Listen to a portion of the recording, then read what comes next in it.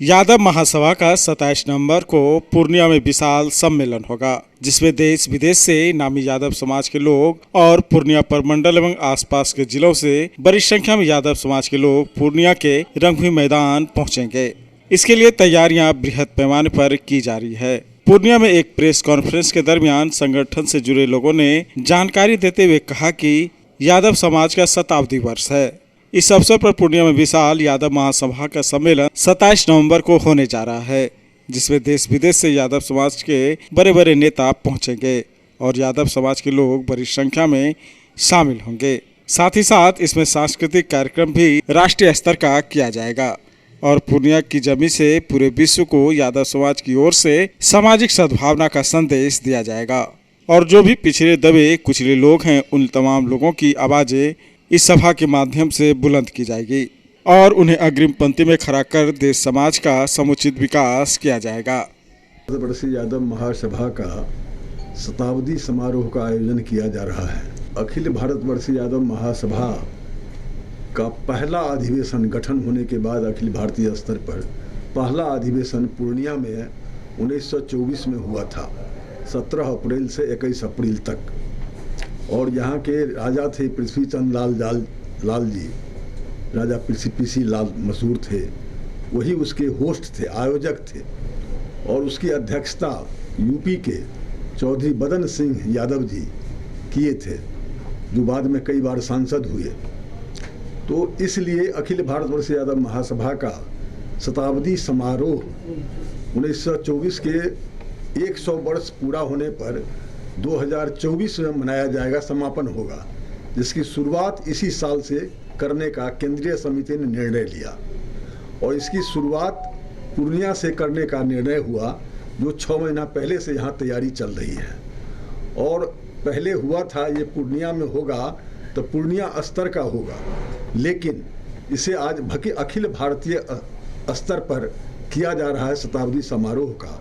और देश भर से हमारे जो समाज के बड़े बड़े नेता हैं वो इसमें आ रहे हैं और भी प्रमुख लोग, बिहार के भी बहुत सारे अतिथियों को, मंत्रियों को, मुख्यमंत्री उप मुख्यमंत्री को आमंत्रित किया जा रहा है। उन लोगों में से बहुत सारे लोगों की संभावना आने की है, अभी स्वीकृति नहीं मिली है। हमारे जो पदाधिकारी हैं राज्य के, वो आज पटना में उन लोगों से संपर्क कर रहे हैं। वो लोग कल ही यहाँ से लौटे हैं और यहाँ तैयारी चल रही है। इसी संदर्भ में यहाँ सारी तैयारियाँ हो रही है। बड़े पैमाने पर जो हमारा इतिहास है, इतिहास बहुत गौरवपूर्ण रहा है। पूरे यादव महासभा जो है वो केवल यादव महासभा का संगठन नहीं किया, वो देश के पूरे 90% कहिए वंचितों का, शोषितों का, पिछड़ों का, कमजोरों का, जिस पर जुल्म और अत्याचार होता रहा है, उसके खिलाफ यादव महासभा ने जागरूकता लाई, संगठन बनाया और सबको न्याय दिलाने का प्रयास किया। शिक्षा का, तिलक दहेज का और जो सामाजिक कुरीतियाँ थी जैसे बाल विवाह, इस सब का विरोध किया गया और शुरू से होता रहा है। और मुख्य जोर होता रहा है जो शिक्षा के क्षेत्र में हम सारे लोगों को बढ़ावें और हर समाज शिक्षित हो जाए तो उससे हमारा राष्ट्र मजबूत होगा। आज शिक्षा के कारण ही जहाँ कहीं भी आप देख रहे हैं प्रगति हो रही है, शिक्षा के कारण ही हो रहा है। तो शिक्षा का बहुत अभाव था हम लोगों के समाज में आज से 100 वर्ष पहले। अब धीरे धीरे लोग शिक्षित हो रहे हैं, समाज के लोग आगे बढ़ रहे हैं, लेकिन अभी भी सामाजिक संतुलन सही ढंग से नहीं हो पा रहा है।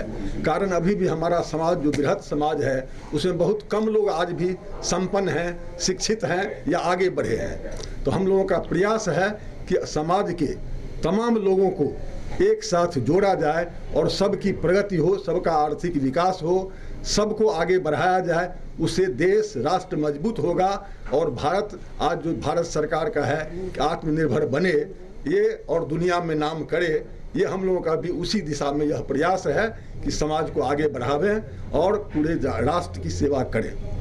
इसी उद्देश्य से ये शताब्दी समारोह का आयोजन किया गया है।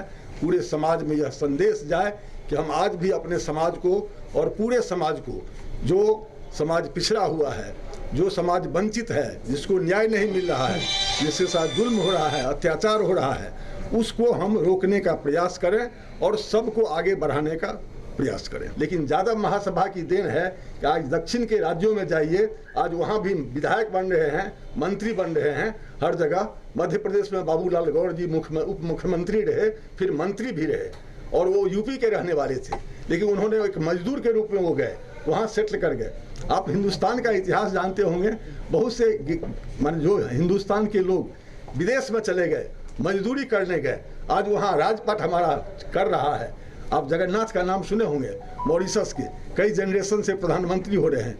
अभी भी आप देखे होंगे ब्रिटेन में प्रधानमंत्री हुआ, कौन सुनक हुआ? ऋषि सुनक। उसका खानदान कहाँ का है? इतिहास आप जानते होंगे, इतिहास आप जानते होंगे। ओरिजिनली वो इंडिया का आदमी है, जाकर उसके फोर फादर बस गए, उसकी शादी हुई है बेंगलोर में। आप जानते होंगे नारायण मूर्ति इन्फोसिस के फाउंडर, उन्हीं के दामाद हैं वो।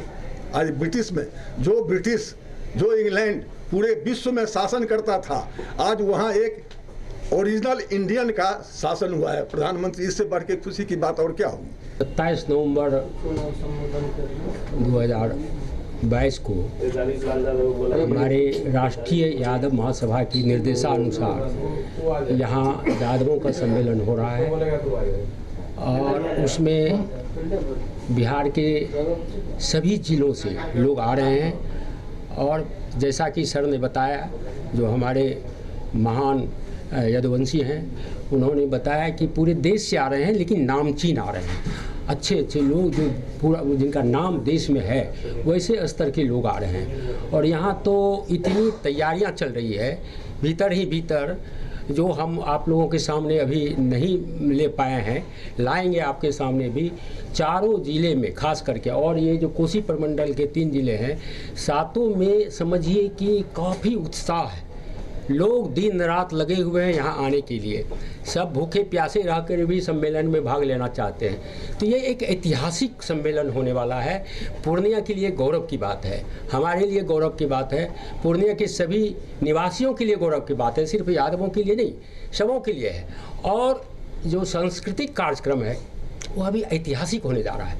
मैं अभी कुछ तो नहीं बता सकता, लेकिन इतना ज़रूर कहेंगे कि ऐसा सांस्कृतिक कार्यक्रम पूर्णिया में कभी नहीं हुआ था। लगता है वैसा हो जाएगा, ऐसे हमें जहाँ से स्वीकृति मिली है वैसा लगता है। इसलिए आप लोगों से सादर अनुरोध है, आग्रह है कि आप इसको बड़े पैमाने पर जनता के बीच दें। ऐसा कोई रोक नहीं होगा, यादव लोग तो आएंगे ही, यदुवंशी आएंगे, सब लोग आ सकते हैं देखने के लिए, सुनने के लिए।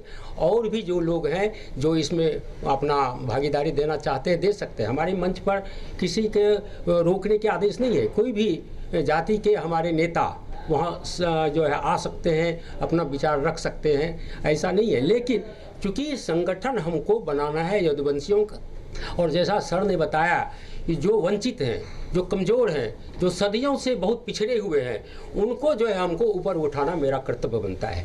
क्योंकि हम लोग बड़े पैमाने पर, हमारी संख्या पूरे देश में है, इसलिए हमको अगुवाई करना चाहिए। अगुवाई करके जो गरीब लोग हैं, चाहे वह किसी जाति को हो, उनको आगे बढ़ाने का संकल्प हम लोगों ने लिया है पूरे देश स्तर पर, उसको आगे बढ़ाएंगे। हमें तो लगता है अपार जनसंख्या उमड़ने वाली है, लेकिन हम कैसे कह सकते हैं कि कितना फिक्स रूप में तो नहीं कह सकते हैं। व्यवस्था कितने लोगों की है? व्यवस्था तो हम लोग 50,000 आदमी का मिनिमम किया है। 50,000 आदमी आएंगे और सभी ज़िले से गाड़ियां आएगी, सब लोग भर भर के आएंगे, सब लोगों में उत्साह है। ऐसा तो हमारे जो पदाधिकारी हैं, राष्ट्रीय स्तर के हैं, जो आईजी से बात कर चुके हैं, एसपी से बात कर चुके हैं, डीएम से बात कर चुके हैं, सबों ने आश्वासन दिया है कि हम लोग जो है आपको बिल्कुल सुरक्षा देंगे, कहीं कोई गड़बड़ी नहीं होने देंगे, गड़बड़ी करने वाले को बख्शा नहीं जाएगा। आप स्वतंत्र होकर अपना कार्यक्रम करिए, इसमें कोई दिक्कत आपको नहीं।